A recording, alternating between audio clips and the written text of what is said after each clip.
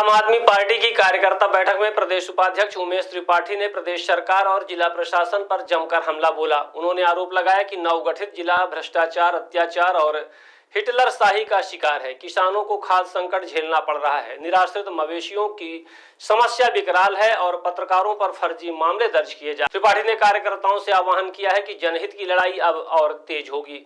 बैठक में प्रदेश संगठन मंत्री जितेंद्र चौरसिया, प्रदेश सचिव भक्तराज सिंह, जिलाध्यक्ष भोला भारती और महिला इकाई जिलाध्यक्ष श्रद्धा वर्मा भी मौजूद रहे। साथियों, जैसा कि मुझे निर्देश दिया गया है उसमें हमारे बीच सबसे वरिष्ठ पदाधिकारी बीच में उपस्थित हुए हैं। मैं बहुत दिनों से चाह रहा था कि आज हमारे बीच में एक बार मीडिया के बंधुओं का मंच पर उपस्थित सभी आदरणीय प्रदेश से पधारे हुए माननीय जिला कार्यकारिणी इकाई मऊगंज,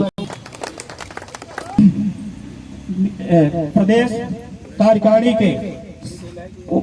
कार्यकारिणी के पदाधिकारियों के साथ में जिला कार्यकारिणी के आदरणीय उपाध्यक्ष महोदय जी लोगों का भी मैं हार्दिक आभार वंदन अभिनंदन करता हूं। साथियों,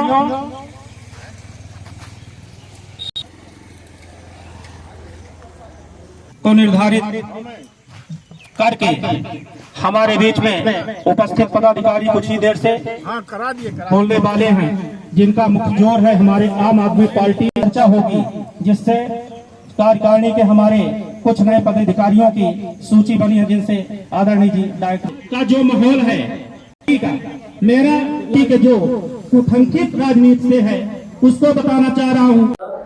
इस वार्ता भी बुलाई गई है और कार्यकर्ता सम्मेलन दोनों को लेकर के क्या बताएंगे?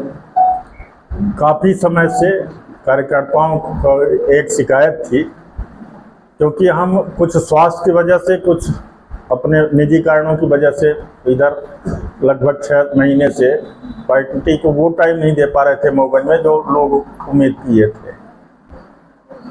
अभी 2 दिन पहले ये हुआ कि एक कार्यकर्ता सम्मेलन छोटा सा कर लिया जाए, जो मेन पदाधिकारी हैं सबसे मुलाकात कर लिया जाए, तो उसके साथ आप लोगों से भी चर्चा हो जाए कि भाई आज क्षेत्र में कितनी समस्या है और कोई देखने वाला नहीं है। सिर्फ झूठ, फरेब और पाखंड के द्वारा भाजपा सरकार पूरे प्रदेश देश में जो है तो वैमनस्य फैला के और अपना उल्लू सीधा कर रही है।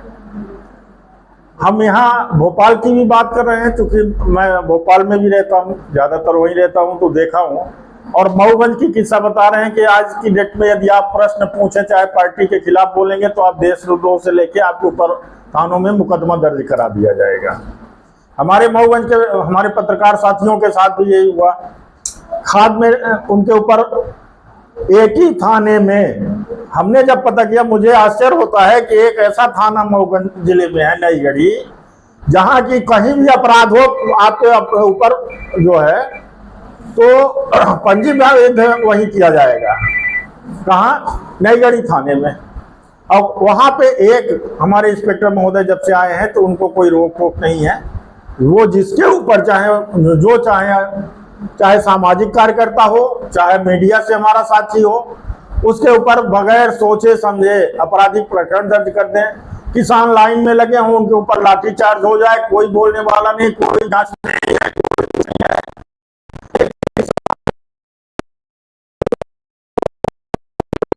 बच्चे भी हैं और उसकी जांच तक नहीं कराई गई और न किसी को सस्पेंड किया गया।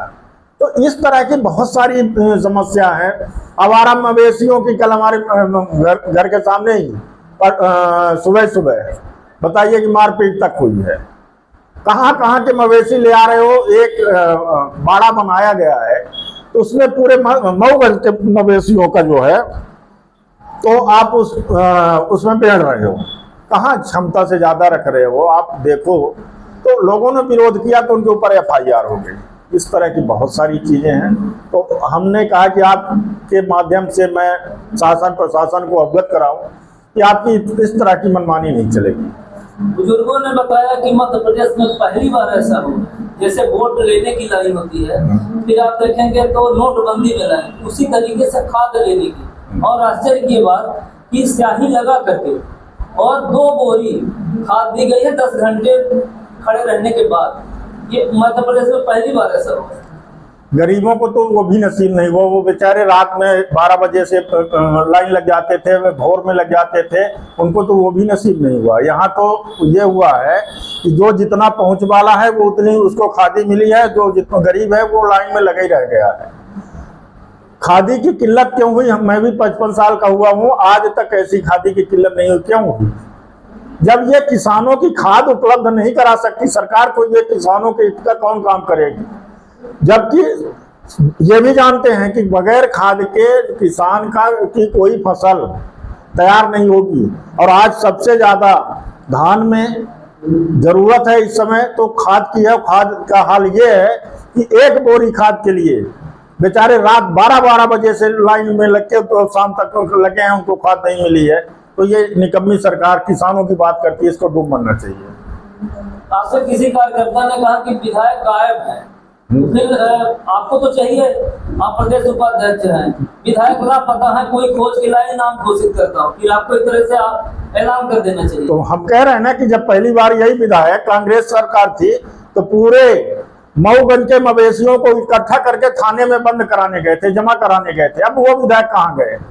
वो विधायक कहाँ लापता हो गए? वो विधायक का कहीं पता नहीं चल रहा है। और खास तौर से जब से पुराने एसपी और कलेक्टर यहाँ से गए तो हमारे विधायक और विधायक के कुछ ऐसे लोग थे कि गायब हो गए। आज वो विधायक का कहीं रहता पता, तो ये तो गलती हमारे मऊगंज की जनता की है ना कि वो वोट देते समय ये नहीं देखती है कि जिसको हम वोट दे रहे हैं तो ये मऊगंज को चारागाह बना के यहाँ आया हुआ है और उसके अलावा ये कुछ नहीं करेगा, सिर्फ बेवकूफ बनाएगा बस। सर, महाविद्यालय का भी आप जिक्र किए हैं, उसके संबंध में क्या कहेंगे? मैं अपने आज विगत 3 वर्षों से कन्या महाविद्यालय की चर्चा करते आ रहा हूँ, मांग करते आ रहा हूँ और शासन से हर समय निवेदन किया है कि आप एक काम कर दो, जो हमारी बहन बेटियां सुरक्षित रूप से अध्ययन कर सके और निश्चित होकर अपने घर से उसके पेरेंट्स भेजें और उनके आने का इंतजार न करना पड़े। पर इनके कानों पे जू नहीं रेंग रही है। मऊगंज जिला बन गया, पर आज तक एक कन्या महाविद्यालय के बारे में कोई नहीं सोच रहा, न कोई बात कर रहा। ये बड़े दुर्भाग्य की बात है। नगर परिषद अध्यक्ष कांग्रेस में थे, जनता ने उन्हें वोट दिया, पार्टी में थे, लेकिन विकास के नाम पर वो कांग्रेस पार्टी छोड़ करके भाजपा में गए और भ्रष्टाचार की फाइल हाई कोर्ट में चल रही है। ये ऐसे माने पहले शायद हो सकता है कि नगर पालिका अध्यक्ष भैया नगर परिषद अध्यक्ष पहले कहीं नहीं थे और ना किसी के थे। नगर परिषद अध्यक्ष बहुत बढ़िया यूज करना जानते हैं, यूज करने के बाद थ्रो करना जानते हैं। नगर परिषद अध्यक्ष निर्दलीय थे और ये अध्यक्ष बने और उसके बाद नगर जैसे देखे कि यहाँ थोड़ी दिक्कत आ रही है, संघर्ष करना पड़ रहा है, तो वो कूद के बीजेपी के पाले में जाके बैठ गए, कांग्रेस को भी छोड़ दिए। और वहां भ्रष्टाचार करने का इनको उतना जब अच्छा मौका नहीं मिल रहा था क्योंकि भाजपा के पार्षदों की संख्या ज्यादा है, तो ये जो है तो मौका देख के भाजपा में चले गए और शुद्ध अब भाजपा ही बन गए हैं। पर भाजपा वाले भी इनको अपना अध्यक्ष नहीं मानते हैं। यदि ये अध्यादेश ना आया होता 3 साल का तो ये प्रदेश अध्यक्ष महोदय आज से साल भर पहले ही गायब हो गए होते। अभी भी इनके खिलाफ हाई कोर्ट जबलपुर में केस लंबित है। ये कभी भी अपने पद से जा सकते हैं, वो उनका मकसद पूरा हो गया। मऊगंज में विकास नहीं विनाश करना चाहते थे, वो कर डाले। आपने कहा कि विधायक निधि की जो राशि होती है वो कहाँ खर्च हुई है, इसकी जानकारी आपने कहा कि ली जाएगी। मैं चैलेंज करता हूं आपके माध्यम से, मैं चैलेंज करना चाहता हूं कि मीडिया के माध्यम ये बता दें कि प्रदीप पटेल के नाम के कितने शिलालेख कहीं पे लगे हुए हैं। प्रदीप पटेल ने आज तक विकास के नाम में अपनी विधायक निधि कहां खर्च की है, ये प्रदीप पटेल एक पत्रकार वार्ता करके हमारे जैसे बता दें। वो जो कहेंगे वो मैं करने को तैयार हूं। उनका मकसद पूरा हो गया। आज मऊगंज के अंदर कम से कम सैकड़ों एकड़ जमीन के मालिक बन चुके हैं और वो जो करने आए थे वो कर लिए। कार्यकर्ता सम्मेलन भी है जी, तो कार्यकर्ताओं के लिए क्या संदेश है? आपके प्रदेश प्रभारी कुछ आए हुए हैं जी, उस संबंध में हम बता रहे हैं कि आज से एक्चुअल में हमारी शुरुआत है। मैं अपने कार्यकर्ताओं से भी क्षमा मांगा हूं मैं अपने व्यक्तिगत स्वास्थ्य कारणों से विगत इसी महीने सितंबर के महीने में मैं असाध्य रोग से पीड़ित हुआ था। आप सबके आशीर्वाद से, अपने कार्यकर्ताओं के दुआओं से हम बच गए हैं। अब हमारा संघर्ष फिर से चालू होगा और जमीन पर दिखेगा कि हम संघर्ष कर रहे हैं और जनता के लिए लड़े हैं, फिर लड़ेंगे। हम मऊगंज के लिए फिर अपना कुर्बानी देने को तैयार हैं और तैयार रहेंगे, इसमें हम पीछे नहीं हटेंगे। स्मार्ट बनो, सोलर स्मार्ट चुनो। प्रधानमंत्री सूर्य घर योजना 78,000 की सब्सिडी के साथ राजकिरण इंटरप्राइजेस से सोलर अपनाओ, बिजली के बिल की परेशानी से निजात पाओ। राजकिरण इंटरप्राइजेस, हमारा पता है जॉन टॉवर, कॉलेज चौराहा, रीवा। हमसे संपर्क करें 62 60 23 65 07 88 39 74 77 11 88 27 57 71 0।